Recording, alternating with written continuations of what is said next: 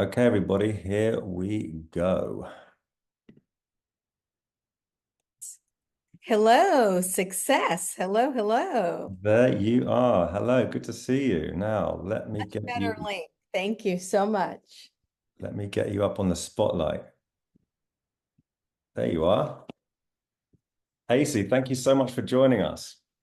My pleasure. Thank you for having me.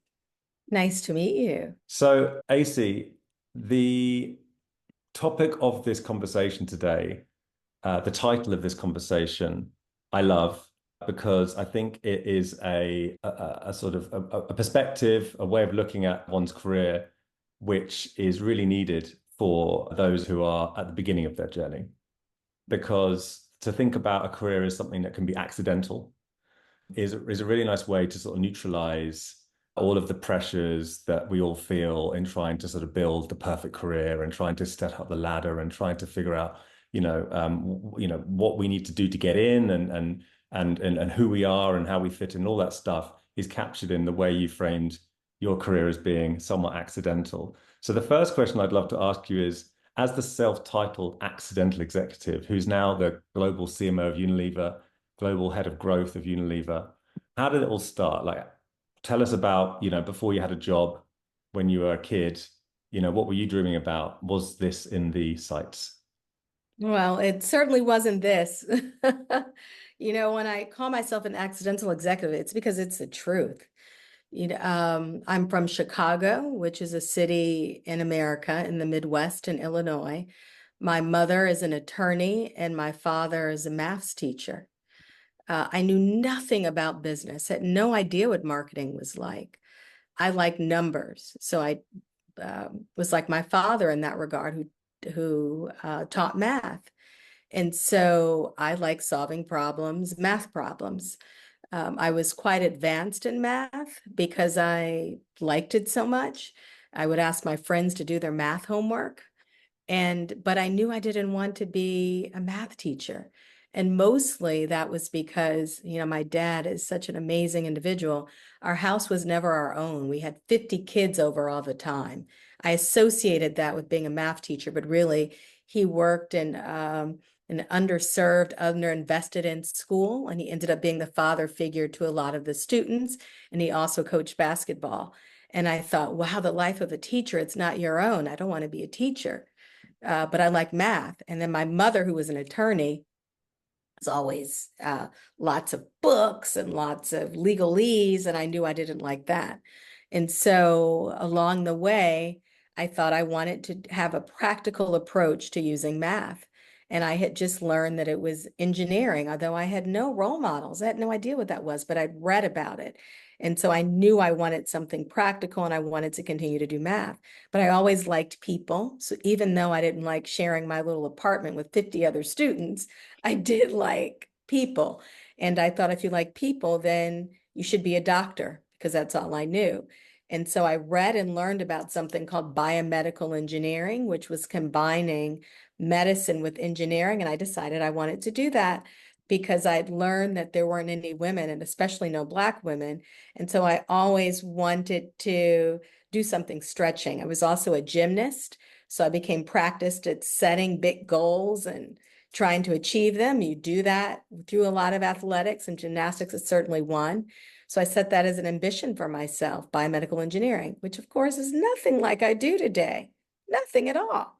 And so I went to university and I did pre-med and I did engineering, and I just kind of happened upon this area because I went to an information session. I was open to going to an information session from my prior company that I worked for, which was an accident. I agreed to go because someone asked me and I wanted to rush them off the telephone when they were asking me to go.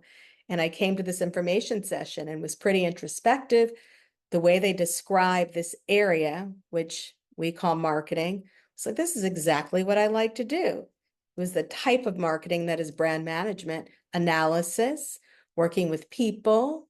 I always like, beyond working with people as a team, understanding what make people tick. So marketing is about understanding human beings and insights. And then it's solving problems to meet their needs and then meet the business needs. So they spoke about that, and I thought, oh, that's cool. I'll try to do this as a break before going to medical school. But I did all these internships in biomedical engineering. I was slicing up lab rats and I was doing all this stuff. And as I did all sorts of engineering internships and kind of thought, I don't really like this. I like having my nails painted, like getting my hands dirty and all this stuff. And that was now, wow, that was more than 30 years ago. That was back in, 1990. And I ended up joining, it's another story, but just to take a break, I won't talk about that. But I ended up joining my first company, which was another accident. And I've been doing this now for 30 years, more than 30 years. It's a complete accident. Esi, when we were talking the other day, you explained to me that actually not only was it an accident, but you didn't even get your first job. And so once you figured out that this might be something that you could potentially do, it didn't sort of just turn into a rocket ship. Could you just tell us, like, so if you didn't get the first job, how did you get the second job? Yeah, so let me tell you about that. So from this information session, I thought, this is interesting. I did a range of corporate recruiting, so investment banking, consulting, and then brand management, but I sparked to brand management. And again, I only did this as a break to figure out what I wanted to do, if I would go to medical school and continue the MD PhD approach or discover something different. But this company was not located in an area that I had any interest in. I knew I wanted to be in a big city, if it were New York, Chicago, or Los Angeles, and it wasn't. So I did research to see where I could do this work in a big city, and I found a place in Chicago, and I made that my first choice. And I went after this role, but I continued to pursue this company that wasn't in the big city. And I really did it for practice, not because I wanted that role. And where I wanted the role, I went through the process and I wasn't offered the job. And I thought, what? I'm not. And so I even tried to force myself into getting the job. I followed up, I sent more information, and they said no. And so the job that had interested me in this area, I went on the interview and I got the offer. Why did I get the offer? Because I was not approaching the interview and answering questions based on how I thought they would want me to answer them. It was very candid, very matter of fact. They'd ask me questions. The company said, we had this new product that we were launching and our objectives were X, and we delivered like 20X our objective. What do you think we did to do that? And I answered the question saying, honestly, I bet it was nothing you did. I bet it was something that happened in the environment that changed that you hadn't anticipated that made the need for this product more important. I would not have normally said that. I would say, I'm sure you had a great marketing campaign. And then the person put the case down and he said, that's exactly what happened. This big external event happened. There was an oil spill and we did this and this happened. So no one's ever said that before. That's exactly what happened. But it was because I wasn't attached to the outcome. So I was honest. And at the end of the day, they gave me the offer, but I didn't get the other offer. So at that point, I was getting a sense that I'd like to do this work. So I said, wow. So, give away the name of the company potentially. I thought, well, I'm moving to Cincinnati, Ohio. And it was with Procter and Gamble. And the company that I wanted to work with was called Quaker Oats, eventually a part of the PepsiCo company, which is in Chicago. And the Procter & Gamble is a million times better company, don't quote me on that, than Quaker Oats. And the opportunity for me, because I did not have an advanced degree, I was coming out of an undergraduate program. And at that time, the opportunity I did get, those with a graduate degree and those of us not, if given the opportunity, would start in the same job. It was not differentiated, whereas at this other company, it was differentiated. So that was the beginning of my career but I didn't know it was going to be a career.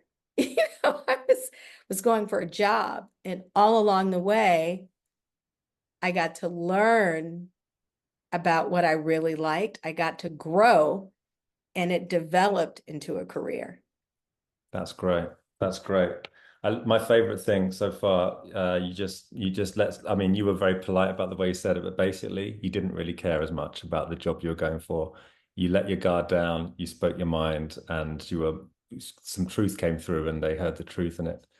It's not a bad way to start. And that's a lesson that I've continued to learn and I've tried to live by and make that as a practice. And one of my first, leadership principles, I try to codify them, and I'm sure we'll talk about this later, is know yourself, be yourself, grow yourself, and share it with others. And that was my experience of success. I just, got past I had none of those concerns. I didn't have to get past them because I didn't care. But now I try to train myself to get past those concerns that hold me back. Because usually where your instincts are matter. They make all the difference. Or if they don't, it's not an opportunity that's probably even the right one for you. It's Yeah, finding those connections between your air quotes, authentic self, which is where you can bring your superpower, right? And the opportunity. And matching those up is where the magic is. that's great. Um, it's nice to hear that story. Just going back one step on your story, you made that pivot from a sort of mathy engineering type of world into a marketing world, a corporate world.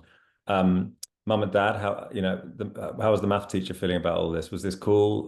Was it like do your thing, or was like, I think a lot of people in the communities we work with, marketing and advertising are not on the list. And certainly if you get into the creative side of marketing, that's even further down the list because it's kind of a risky career move compared to some of the stuff you're talking about.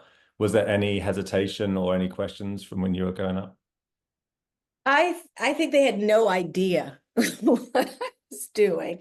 I think they were just grateful I had a job, to be honest.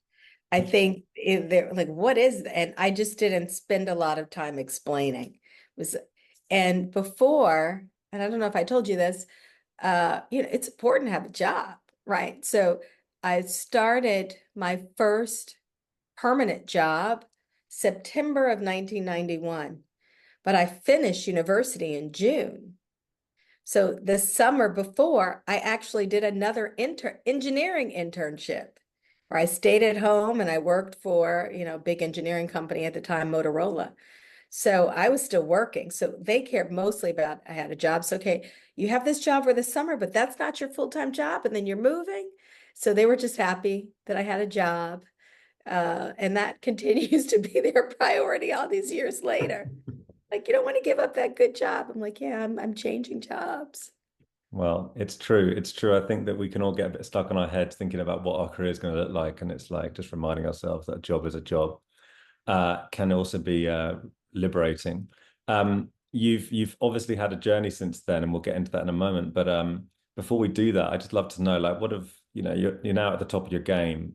What have been the toughest barriers in your career on that journey? What's been the hardest? Yeah, it is mostly managing myself, I would say, and managing life.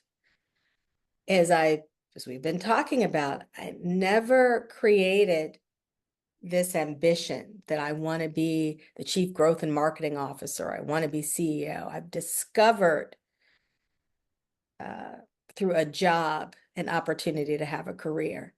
And I've noticed in myself, there are limiting factors I place on myself because I've never seen myself in some of these roles. And so I think I can't do this, or why would I do that? I'll give you an example. I spent 8 years. Most of my early career was in the US, and then I was asked to leave the US. And so I ended up spending 8 years in Switzerland. And my initial reaction is, I can't do that. Why would I leave my family, my friends, my base here in the US? So I had to get past that and reframe the opportunity for myself. Or there's a job I was offered. I grew up in marketing and then I moved into general management. So back in 2003, I was offered my first opportunity to move from a marketing functional role to managing the more integrated business. And my first thought was, I can't do that. I don't know how to do that. I don't want to do that. And I had to reframe that to see the opportunity and step into it. So some of the biggest challenges for me were these self-imposed limits because I'd never seen myself. I meet lots of people that are different. They have this big ambition. This is what I want. How did you get that? That was not the case for me. So I had to lean into, accept, and grow myself to, one, say yes to the opportunity, see myself in the opportunity, and then thrive because I would, take it on. So that's probably the biggest challenge. And I still have that. Like, where do I see myself next? Even the role that I'm in wasn't a role that I wanted. So I had to reframe that to say, okay, because I was doing general management, still marketing centric, but including R&D or supply chain. I'd moved into the business side. Now back to marketing. Do I want to do just marketing? Will I be good at this kind of functional marketing role? So that's really the bit for me. And then the other bit is just life. Oh my goodness, does life happen? When I'd agreed to, for instance, go to Geneva, I didn't realize that I was going to be expecting my second child. So I moved to Switzerland, and for a few months later, I had to take a maternity leave. And Switzerland supports, at the time, a 4-month maternity leave, whereas the US does 6 weeks, which is dreadful. But, so I had this big job I was taking on, and I had to take a leave. And a number of examples, family health challenges, managing through, and, so life that we all have is managing our lives. I'm married, I've been married now 20 years. Some major health things in my family. My father, major accident where he's no longer, he's a paraplegic, went from being very active. My husband had a major incident this year. He had an aortic dissection, so he almost died. It's a miracle he survived. Both of my kids went away to school this year. This is all in 24. So I'm headed to London. I moved to London on Sunday, literally. Supposed to move in July, but I delayed it based on my husband's life-threatening situation that happened this year. So the second thing I would say is managing through life, and managing through, I wouldn't say just all my demands, but what I'm committed to in life when the circumstances of life don't always support you in that. That's nice that you shared that. I think I appreciate that. I think everyone appreciates just a bit of honesty around the things that you're dealing with and we're all dealing with, that that balance. How do you balance that? I mean, it's one thing to say one of the challenges is life, and it's the other thing to sort of find a way to codify your work stuff so you can like focus and get it done. How have you done that in a time like this? I really try to stay spiritually centered. And when I say spiritually centered, it's not just about faith. I try to manage my energy and my mindset and not just my time, because I believe time is finite, energy isn't. It can grow, and mindset is fungible. So in any situation, I'm very intentional about what I'm committed to. So I have a couple things. I have energy domains, is what I call them, that I've started codifying more than 20 years ago. It was before I had children, and my oldest is now 18. So it's certainly more than 20 years ago, and I'll share those with you. And the other thing is, in any situation, I try to be intentional. So going through my husband's sudden bit that happened when it was going through, when they told me that he, probably would not make it, and I needed to get where he was, which was on the other side of the country. I chose to stand in faith and not fear and be useful at that time.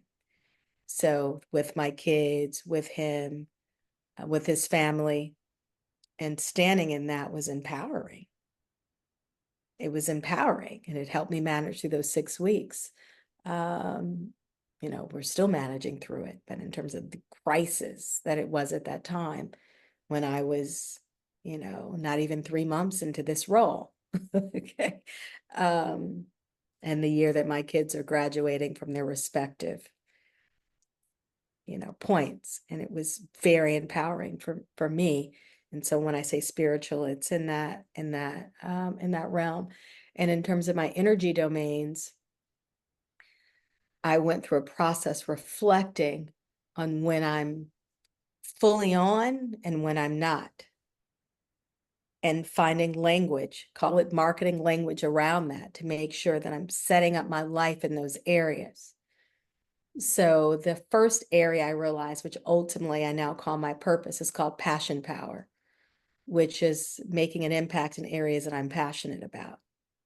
That's how I ended up in my 30 plus year career, spending a lot of time in beauty and makeup, because I'm really passionate about beauty and beauty confidence. But passion power is also, I've run a couple of marathons. I enjoy running, but accomplishing something in areas I'm passionate about. Another I call ooh la la, which are fun and sensational experiences. I love to travel.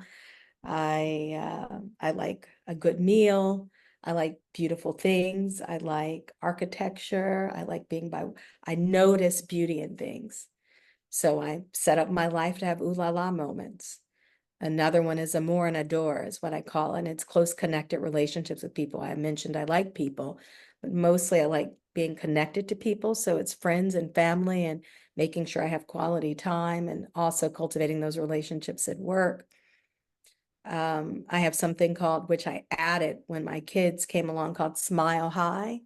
And it's my children being confident in their own skin, which is important, being Black children in the world and in America, that they feel, who they do them, and investing time. And then I have another area called Heart, Soul, and Whole, which is about being centered. It's meditation, reflection. I invest time at least a week every year in an immersive personal development experience in different ways. And I have other techniques outside of that, but exercise is a part of that. So I structure my life. I think I've mentioned all 6 of them. I structure my life. Oh, and then they have the other called impact and legacy, which is some of the initiatives that I've led, and how I think about business and where I spend my time.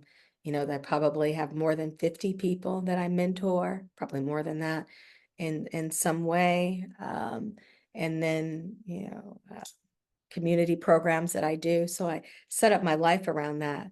And your question was, so how do you manage in these difficult situations? And I talked to you about my energy domains and how I set up my life. I just try to keep my life centered in areas that give me energy so I can give more.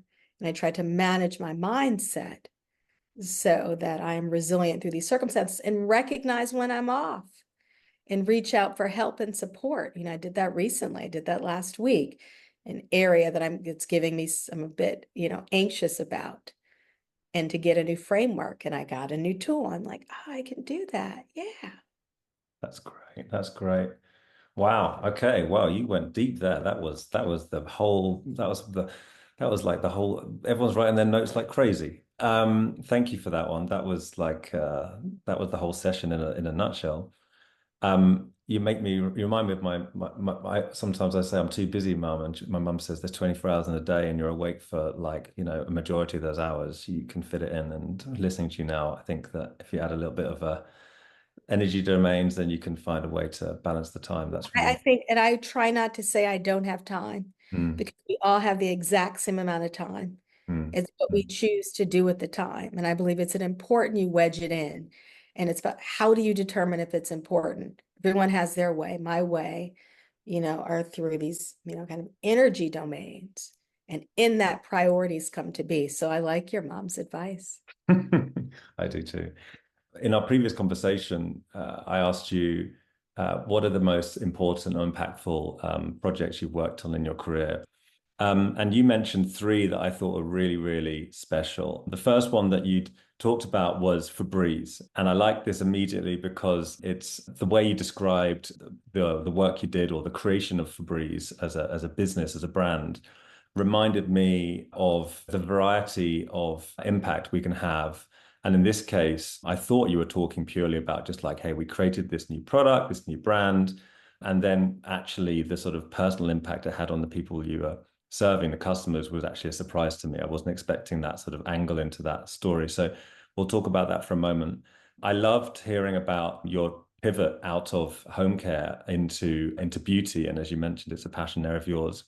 And of course, unsurprisingly, as soon as you got into beauty and CoverGirl, you had opportunities to start touching different areas of culture and impacting culture for the first time. And I could feel that you were super excited, and that just gave you a new type of energy.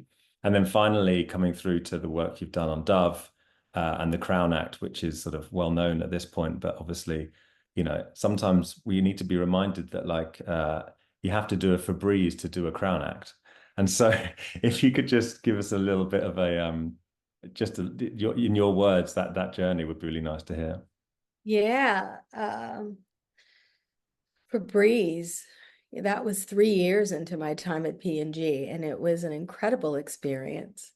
It started first with the leader of the business at the time saying, wow, how are we going to reach our year 2000 goals? Imagine how long ago this was with the business that we have, and chartering a project to help determine that. And I was tapped to participate in the project. And I went into a brainstorming, and I was pretty young, right out of university. And I thought I'd always wear these sweaters or blazers, and I'd go into a bar and they were full of smoke, and I just had them dry cleaned, and they were never dirty. I just had them dry cleaned. They were just full of smoke. What do I do with them? I remember brainstorming an idea or a concept in that area. And then we did this huge screener, and it was one of the big concepts that rose to the top. And that's where Febreze was born. It was literally a brainstorm idea, and I had the opportunity to work with a technologist to create a product that actually neutralized odors on fabrics that weren't really dirty. We ultimately realized the big benefit wasn't on clothes, it was in hard to clean upholstery, rugs, sofas, etc., and learned what a difference it made for people that were living in small quarters, that never felt like they could have guests in their homes because they weren't sure their home smelled fresh, or they had smokers or had pets. And, you think your home is your castle, but if you're unconfident in it, and it just opened up like a world for them to provide that freshness. We started through fabrics, and ultimately it went into air freshening, which is a big part of the business. I didn't extend it into air freshening, but launched Febreze. And it was a game changer for a few reasons. One, to see how to build a business from something, an idea that was a little bit of a niche, and it kept expanding from on outerwear of clothes to fabrics. And I remember it went from like a 6 million opportunity to a 17 million opportunity to a 40 million opportunity to now it's a billion opportunity. But how to, based on understanding people's needs, their consumption habits, how you can create something breakthrough. When I was leading it, it was Febreze with an A, meaning bringing fabrics back to fresh, fab and breeze. Then Colgate-Palmolive said we were infringing on their trademark fab, which was not the intent. So we changed the A to an E, and that's how Febreze got its name. But when I look today and say, wow, I was just a couple years out of school, and wow, I did that. And it makes a huge difference in people's lives today. It's a reminder, what I say to people, you can make a difference. You can make a difference. There's something special about that because a word you used just now, which I think is useful for this group, is it was an idea. And it was an idea that came from you hanging out in a bar with smoke, and which is, I just love that. Just bringing it back down to earth. Like, I'll never look at Febreze the same again. It really was. We went through this process. The idea popped. We had P&G had a technology that was used in bounce. It was an idea that grew. Hmm. to this more than €1 billion business today. I don't work at Procter and Gamble anymore, but the business. And then other people took it and grew it. If you Google, you'll get a guy that was handed off to, is documented well behind the story. But that was, so yeah, so that was one saying, wow, you listen to people, you solve their needs. That's why I love what we do. You can make a difference. Didn't stay in home care, and it wasn't just as from what I understood, it wasn't just a sort of like ambition thing that you pivoted. It was also linked to a conversation you had with a boss or a co-worker, and you told me that it was kind of pivotal because you maybe going back to your original interview where you sort of said what you thought, this was another moment where you said what you thought and it changed your career and you That's ended up in a different. exactly right. I keep learning the same lesson. So I'd been working in fabric and home care for about 8 years. I had success there, and that's a whole learning. That's when I did my big chop and I cut my hair. I mean, I really grew into myself over that 8 years. I brought myself to work in a way I hadn't. I let go. And in my first few years, I hadn't fully let go. I was still like mimicking the suits, thinking I was learning, right? Because I didn't have an advanced degree. And then I had an aha moment provoked externally, like that I was actively hiding myself. I wasn't conscious to it. And then when I noticed that, I couldn't do it anymore. So it's when I chopped off my perm, I went natural. It's when I started adding some color. I bought this red convertible Porsche. It was totally used. It was cheap, but I would never have done that. It was too flashy. I'd like let myself go through that time. But all of that, I was still in fabric and home care. And that's when I started having success. So at the time, I was probably one of the youngest marketing directors promoted, but I really just decided that I was going to do me. And it made all the difference. I didn't do it for me. I did it for other people because I was told that the way I was hiding myself, it encouraged everyone else to continue to do the same, perpetuated the cycle.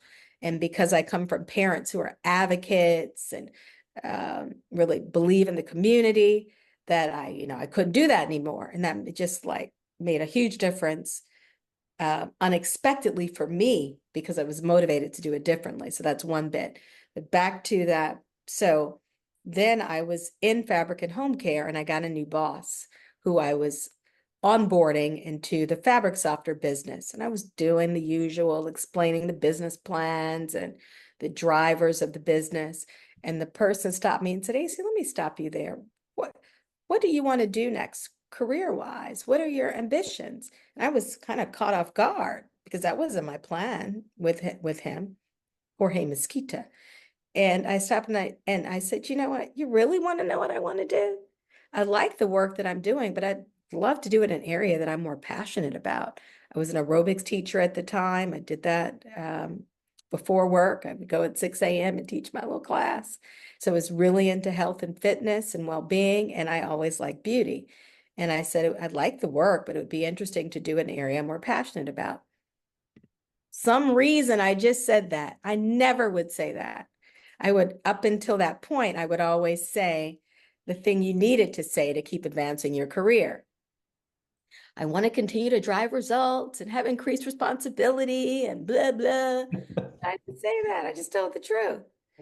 And then 6 months later, I was moved to beauty. What I didn't realize is my prior boss, who had moved to beauty, was checking for me to move. I did not know that. And they were orchestrating it and they wanted to hear from me if that's what I wanted. And when she left to go to beauty, I said to her, if you ever need someone in beauty, look me up. I really didn't mean it though. I was just saying that fortuitously. And she took it seriously. And at that time at the company, beauty was not the place to be. But I told the truth. So answering your question, that was another moment that I keep learning along the way. Bring yourself to the party. And either it's going to work or not going to work, but it means it's working because that shows you where you're supposed to go. And beauty has been amazing. And when you went into that role, you ended up in CoverGirl, right? And that's sort of, we're going to have to, I want to switch to the Q&A shortly, but just, I really found that really inspiring, because the difference you were able to make in Febreze is one kind of difference.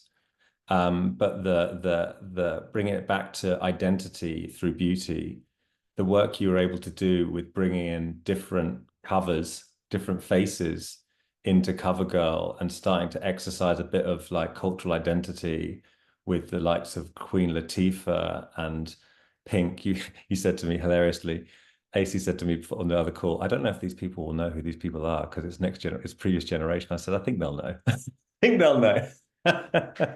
And so you started with the three examples. One's Febreze, the other is CoverGirl, and the other is the work at Unilever, including the work in the Crown Act.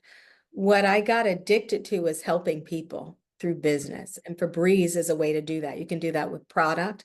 But when I came to CoverGirl, so I was moved to beauty. I didn't start at CoverGirl. It was like a year later I was moved to CoverGirl, and that's a whole nother story.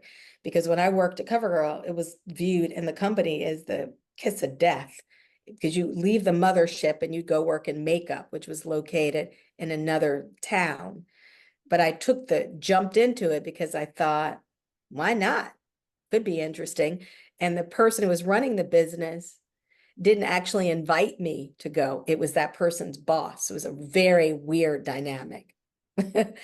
But what I saw from my lived experience, I looked at cover, it was blonde hair, blue eyes. I was like, I can't relate to that brand.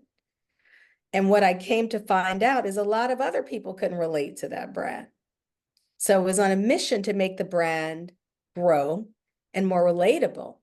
And in that, along the way, I moved the brand from what was viewed as cover models and the gold standard for that to where the market was moving, which were not just models, celebrities were on covers. And more importantly, people wanted to be inspired. They wanted to see themselves, but almost a better version of themselves.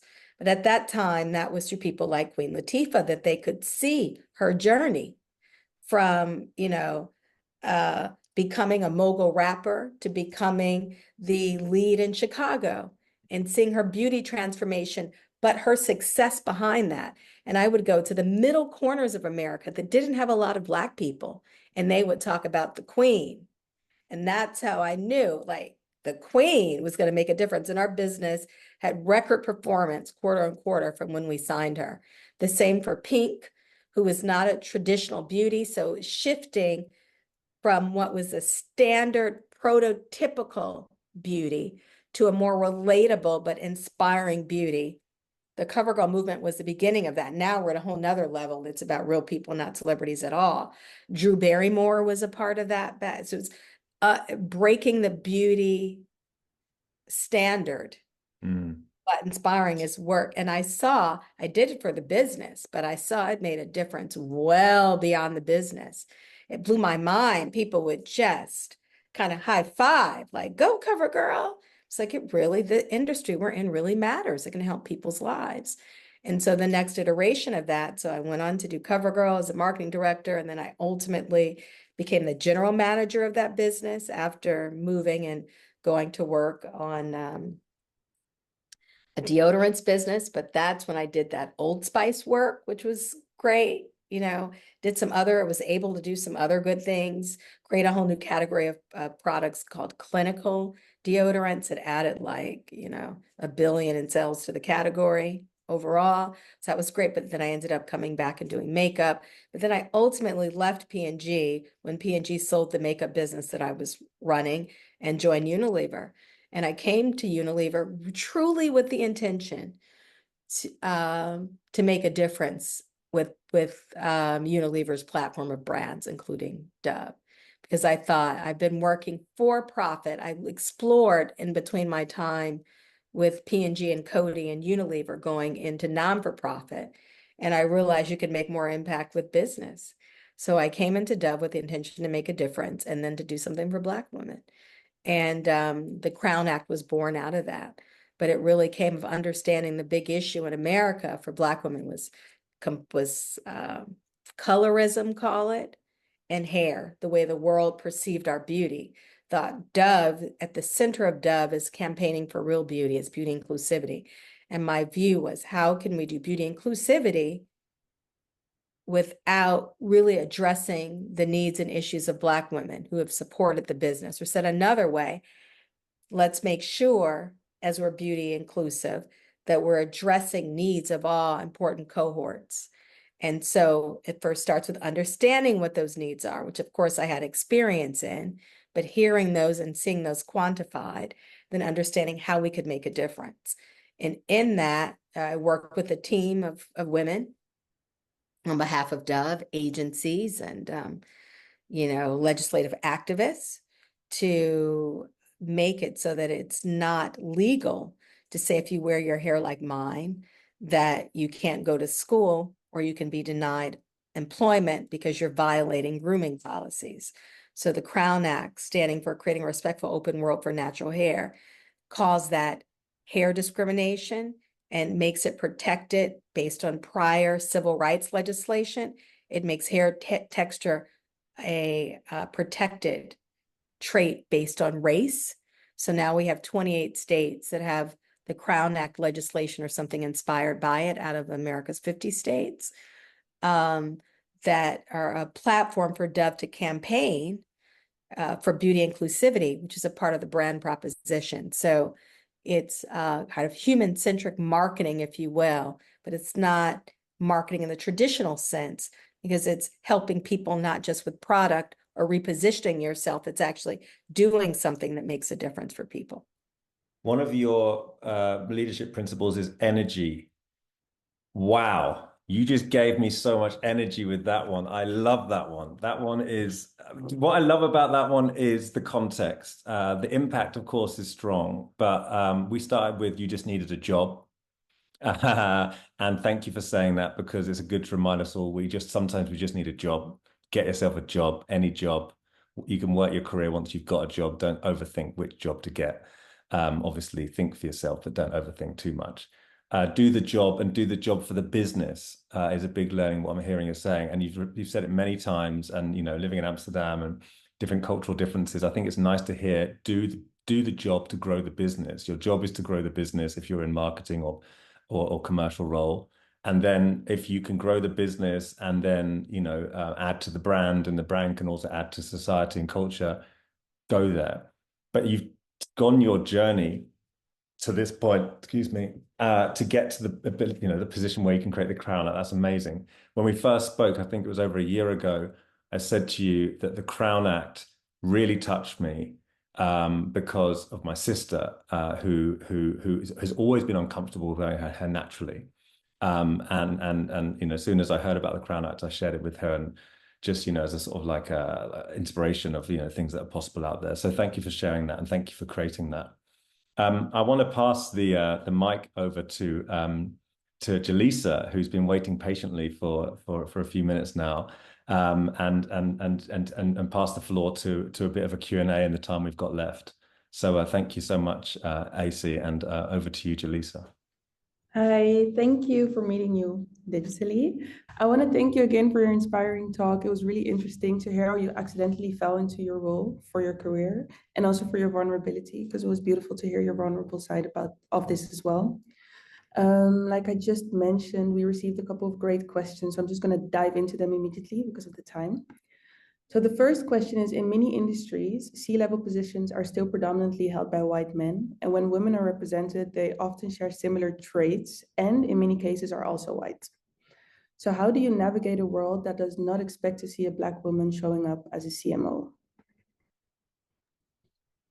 It's an excellent question. I reference, as I was talking, my aha moment when I decided to cut my hair. Mm-hmm. That point you just raised was the provocation in that session. And this was back in 1993. Oh, wow. I was in a diversity training with maybe a couple hundred people. And the trainer was saying how young women weren't inspired by the senior women in the organization, because the senior women had more masculine traits Yeah. than their male counterparts. She suggested to us that we shouldn't be criticizing those senior women. It's the organization. Perpetuate certain traits. And all the women did were adopt the traits, take on those traits that role modeled the standard of the organization. So it wasn't the women, it was the system. And I remember saying, shame on those women, they should never do that. And I looked and said, oh, I'm doing that. I'm doing that. I was like 2 years with the company and I did not let people know who I was. Yeah. When I would go after work to listen to different music than my colleagues or eat different kinds of food, I didn't let them know.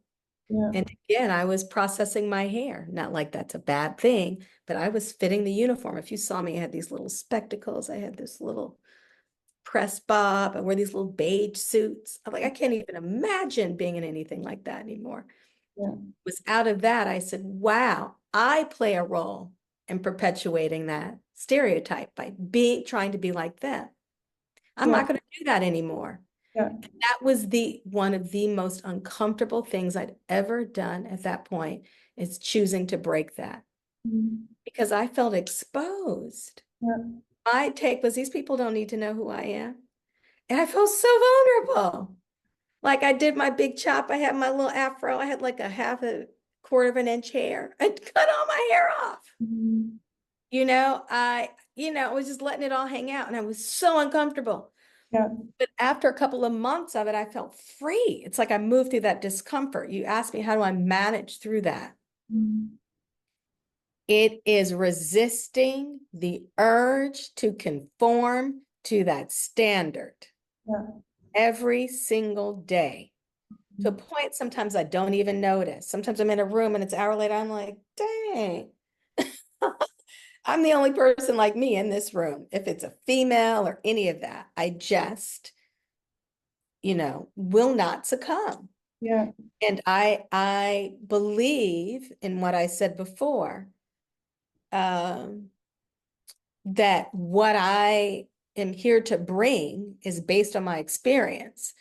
And shame on the organization or company if they can't take advantage of that. That's not where I'm supposed to be.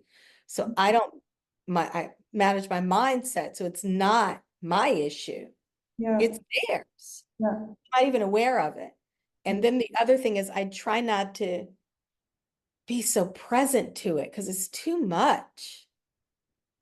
It's just too much. So half the time I don't even notice. I'm like, oh, okay. And then when I notice it, I thank that thought for sharing and just keep on keeping on and try to diversify. I have a role in changing that. We all have a role, but I try to stand in what can I do? Yeah. So I bring up other people. Yeah, because that's very interesting as well, because I always hear like people around me are talking about DEI and how can you get DEI in business or in corporations, but at the end of the day, you need more people to do it. It's so hard to do it alone. Are there any challenges you faced when you talk about bringing people along and then maybe more people who don't look like the norm within companies like, for example, Unilever or companies under it? So there's a few things. I'm going to answer your question. Some of it is indirect. I think society has us believe there's fewer of us than there are. There's so many of us. Yes, there can be more. There's so many of us. So, Alex started this saying the most powerful Black woman in marketing. I don't see myself in that way. I'm in a group called Becca, Black Executive CMOs. Okay, but it's CXOs Association. There's 21 founding members who are all CMOs of some major companies or CEOs, and they are primarily Black Americans, right? So I've been in networks like that Odyssey where there's like 1,000 incredible Black women from all over, and I meet these women doing all these different things. So there is a critical mass. It may not be in our organizations, but like it's this network that you have. There are powers in numbers, and that helps us cognitively not see ourselves as the only one. So we're empowered to do what we need to do. It helps us with resources and strategies to manage through. So when you say the only one, is I choose not to be viewed as the only one, even though technically, yes, I'm the only American on my Unilever leadership team. Yes, I'm the only Black woman. Yes, I'm the only, but I choose not to see myself because I'm a part of a dynasty of us doing the same thing. So that's number one. Number two, okay, number two is if not me, then who? So I have lots of people that I mentor, and I've brought in a number of people into the organization. Yeah. And challenge this notion of we can't find people. And I use my network all the time. So that's how I approach that. Yeah. Yeah, that's how I approach that. I take my responsibility seriously. And I guess the third thing that there's this art of speaking into people's listening. Speaking into people's listening. I take people as they are and start there. And when I am trying to persuade, I start first understanding where people are. And I just don't start. It's like marketing one-on-one. You know your person, and then you come up with the proposition that will speak to that person. You know your audience. So I understand that. People come from different audiences. So I don't just come in and say, here's a DEI agenda. I understand the business need, the organization need, the problem we're trying to solve, and then how to solve it. And I lead very much with the business case for diversity. I don't call the business case for diversity, but I'm like, aren't we better at addressing this diverse, growing population of people with people that look like the diverse, growing population of people? Yeah. And that's undeniable. Yeah, it's beautiful because there's so much strength and positive framing in the way you speak and think, and also how you like tackle these situations, because it is so not easy, but it is easy to fall into what is going wrong and then wanting to change it, but then feeling like you're alone, which I do understand, because when you walk like in an agency, for example, it is you spot the people who look like you, so there aren't a lot. So then it's easy to fall into that mindset. So I love how you turn it around. And then, because one of the questions we got was as well, do you feel lonely? But then listening to you, I almost feel like you don't feel lonely, but maybe that's an I assumption. have a major community. Yeah. I have I don't have the experience of that. There are times. So in my current role, I am the only American on my leadership team. Yeah. Unilever is based in London. It's a Dutch and English company. Our critical mass of markets, a lot of them are in the more developing world than developed, although America is our biggest business, doesn't have a legacy of a lot of Americans. I feel that. Yeah. I Yeah. feel that. But am I lonely? So I try to create critical mass. I reach into the American team. Yeah. Because America's so that is my experience in the company, but America's a huge country. So shame on me for being lonely. So I think, again, I use my network to not have that experience, and then try to bring in, again, speaking into people's listings, what's needed. We're trying to accelerate our growth. Yeah. How do we elevate our growth in the American market? Here are some insights. And I will interject those where they're important. And if I feel that there's not openness, I will find another way. I keep working through that way. Yeah. Yeah. Beautiful. And not to take up too much of your time, I have two final questions. One is for the people in the group who are currently, for example, looking for a job or a role in their career. And you've specifically mentioned the line or the quote, know yourself, be yourself. And that this honest and authentic mentality helped you land your first job in your career and has continued to be proven to land the roles you wanted by being honest.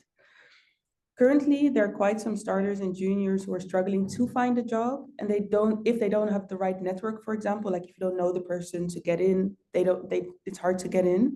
So are there specific traits or mindsets other than being honest and authentic you could recommend to people looking for a job right now that would help them land it? Yeah, I would still go back to know yourself. That seems like a throwaway line. It's really important to do inventory on yourself in the same way you would do on a business. That includes understanding your strengths, your not so strong points, I would say your soft spots. That includes understanding who is in your network. It includes understanding where you would want to go work. It starts with really deeply understanding yourself, and we do not always take the time to do that. I could even say it's get real with yourself. That's a better way of saying know yourself. Get real with yourself. Yeah. I do. So your question was, aside from that, what else? But I'm reinforcing the importance of that. Yeah. And it's not just like, do what you love. That's not what that means. It's a part of that. It's get real with yourself. And when I started this, I did not have a deep understanding of myself. So I read lots of books to really understand where my blind spots were. I asked other people who I was for them, like an honest inventory of who you are. Yeah. So take ownership for this, not get a job. It's not just I don't have a net. Yes, it is tough out there. I'm not saying that, but take on like it's not, that it's up to you and there's something in you. So one is get real. Yeah. It's hard. Then the other thing is use we all have a network. If you weren't on this call, you would be on this call if you didn't have a network. Yeah. True. It's not the network you think you need. It's literally everyone around you who is part of your network. Yes. And when I say know yourself, be yourself, and share yourself with others, it's you write down who your network is and make sure people know who you are. That's really important. And then when you have an opportunity, show up. Yeah. Show up with who you are. Yeah. Do your homework so you can show up. Back to speaking into people's listening. Understand what people want and need. Understand who you are. You're trying to find that sweet spot. Yeah. So there's three things. And the fourth thing is get a job. If you need a job, get a job. It may not be the job you think it is. Go get that job. That's going to build, think about getting that job, regardless of what it is building your network. It will help you on your self-inventory because you might hate it and you say, I never want to do this again. That's important learning in that. Yeah. Or the network that'll take you somewhere else. So it's frustrating not being able to find a job, especially if you've trained in an area and you don't have the opportunity to get that. But I like to stand in being empowered. So do your inventory assessment, see what you can be responsible for in that, in terms of building your network, and then show up and then take what you get a job. Yeah. These are beautiful words to end the Q&A on. So thank you so much. And I'm going to hand it over to Alex. Wow. Wow. I think this just, I mean, it got better, didn't it? It got better at the end. It just got better and better. Esi, thank you so much for your time. Jhelisa, thank you so much for taking it up another level. Angelo, thank you so much for hosting the group today.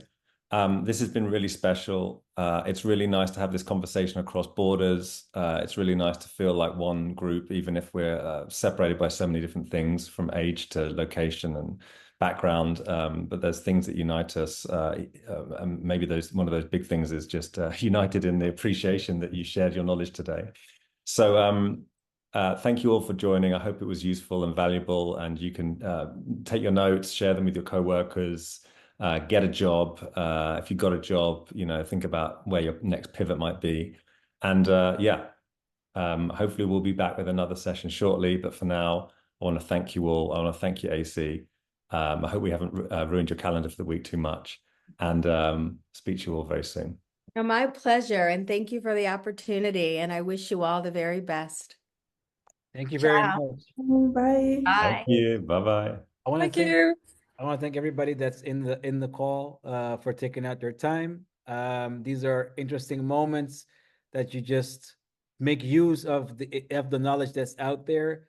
So if there is anything that you still would want to share with us, like I said, you could throw it in the chat, a link that you feel that people should read, something that people should see. We'll leave it open for 5 more minutes. Throw it in there. I always say you could have been anywhere, but you were here, and we appreciate that. I hope it was as fruitful for you as it was for us, and we're looking forward to the next one. Thank you.